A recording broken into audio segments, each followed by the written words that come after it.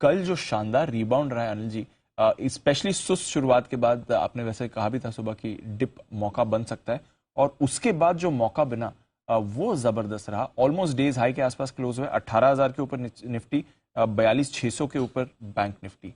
ये कितना इंपॉर्टेंट था? बैंक निफ्टी की क्लोजिंग तो बहुत ही शानदार दी। 42,625 ही मुझे चाहिए थी और वही मिली मुझे। सो बैंक निफ्टी तो आउट ऑफ द वुड्स है, मतलब जो जितना खतरा था बैंक निफ्टी में बॉटम का वो हो चुका है। और 41,600 41,575 के आसपास का हमने बैंक निफ्टी पर लो बनाया, एग्जैक्टली यहाँ से 1000 पॉइंट नीचे का। 41,600 राउंड फिगर में आपको याद करना इजी रहेगा, यहाँ से 1000 पॉइंट, वो हमने कर लिया काम। सो अब वो जल्दी से टूटेगा नहीं। आपको क्या चाहिए अब? आपको याद होगा करीबन करीबन हमने 18 ट्रेडिंग सेशन 43,000 के ऊपर की क्लोजिंग थी, याद आया? यस यस यस, वहीं से ब्रेकडाउन हुआ था, राइट? बिल्कुल बिल्कुल। अब हमें वापस से 43,000 के ऊपर की क्लोजिंग मिल जाए तो क्या कहने। और आप सोचिए, जो क्लोजिंग 18,500 के ऊपर निफ्टी की मिल रही थी 16 ट्रेडिंग सेशन, और जो 43,000 के ऊपर की बैंक निफ्टी की मिल रही थी, बैंक निफ्टी अभी भी 18,500 से बहुत दूर है, 500 पॉइंट दूर है, करीबन करीबन 2.5%। और बैंक निफ्टी वहां से करीबन करीबन 1.25% ही दूर है। सो बैंक निफ्टी की लीडरशिप रहेगी। सरकारी बैंक वापस से एक्शन में आ गए। कल हम बात कर ही रहे थे कि अगर सबसे पहले कुछ लेना है तो सरकारी बैंक लेना है। अभी भी थोड़े और चलेंगे, रुकने वाले इतने जल्दी नहीं है, क्योंकि 30% 35% की करेक्शन, देखिए करेक्शन वहीं ज्यादा आए दीप जहां पर पोजीशन ट्रेडर्स की ज्यादा थी और बेचा भी ट्रेडर्स नहीं है। और इसलिए मैं कल फिर आज फिर से दोहराना चाहता हूं कि जिन लोगों को लगता है कि तीसरी महाशक्ति की हवा निकल गई सब बेच के बाद, ये तीसरी महाशक्ति की हवा नहीं निकली है, तीसरी महाशक्ति की ताकत थी, जिन्होंने एफआईज और लोकल फंड्स के खरीदने के बावजूद, लोकल फंड्स के खरीदने के बावजूद और एफआईज के नहीं बेचने के बावजूद मार्केट की बैंड बजा दी। Yes, correct. नहीं तो पहले कब ऐसा हुआ कि जब रिटेल बेचने आए और मार्केट गिर जाए? कभी नहीं होता था, उल्टा होता था। पहले कब ऐसा हुआ कि रिटेल खरीदने आए और मार्केट बढ़ जाए? एफआईज बेचने आए तो गिरता था। इस बार देखिए एफआई ने 2.5 लाख करोड़ का बेचा, कुछ नहीं हुआ। तो आई थिंक ये पिछले हफ्ते जो हुआ, अब सब रिटेल मिलकर एक साथ बेचेंगे तो ताकत तो है ना उनकी। अब उनका डिसीजन सही है गलत है वो एक अलग बात हो सकती है कि बेचना चाहिए नहीं बेचना चाहिए, लेकिन अगर किसी का मन हो गया बेचने का, किसी को किसी चीज से डर लग रहा है, तो आप क्या कर सकते हैं? तो आई थिंक वो ताकत दिखी, और यही ताकत अगर वापस से लौटेगी तो आप फिर से खरीदारी भी आते हुए देखेंगे। कोई बड़ी बात नहीं, सेंटीमेंट बदलने में 2 दिन लगते हैं, बिगड़ने में 2 दिन लगते हैं।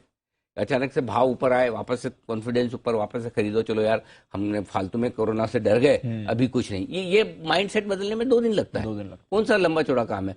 सो आई थिंक अब आपको जो ध्यान में रखना है इंडियन मार्केट्स के लिए, पहला अब निफ्टी पर रुकावट का लेवल जो इम्पोर्टेंट है 18,200 18,250। आज के लिए 50 पॉइंट की रेंज को ध्यान में रखना है। 18,250 के ऊपर आप निकल गए, टिक गए, बंद हो गए, 18,200 के ऊपर भी हो गए तो भी चलेगा, 18,250 हो तो बहुत ही बढ़िया। नीचे देख लेना, आपका बॉटम बन गया। ओके, 17,775 आपका बॉटम बन गया, और फिर आप नए हाई की तरफ बढ़ेंगे। समझ गया, उससे कम नहीं, नए हाई की तरफ बढ़ेंगे। ठीक है, 18,250 के ऊपर क्लोज होने पर बीच बीच में छोटी छोटी रुकावट आएगी, एक 18,425 के आसपास आएगी, एक 18,600 पे आएगी, वो सब मैं बताता चलूंगा। लेकिन अभी आपको 18,200 250 फाइनल एक रिस्क रहेगी हमेशा 18,250 से घूमकर आने की, नीचे की एक रहेगी। क्यों?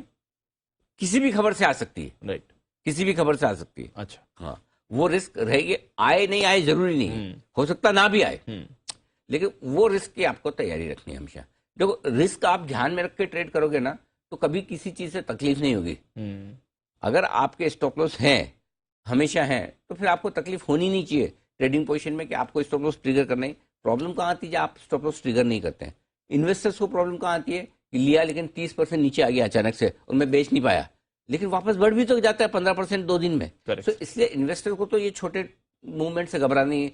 हम इसलिए लगातार कर रहे हैं कि जब तक 17,800 के नीचे बंद ना हो, इन्वेस्टर्स को देखना ही नहीं है, 17,806 की क्लोजिंग से घुमा है तो नहीं हुआ ना ट्रिगर। अब आप ये सोचो कि बिल्कुल ही नीचे ना आए या थोड़ा बहुत ना हो, ऐसा तो हो नहीं सकता ना मार्केट में। सो आप सिंपल सी चीज मान के चले, 18,200 250 के ऊपर बंद हो जाएगा, आप रिस्क से बाहर हो जाएंगे।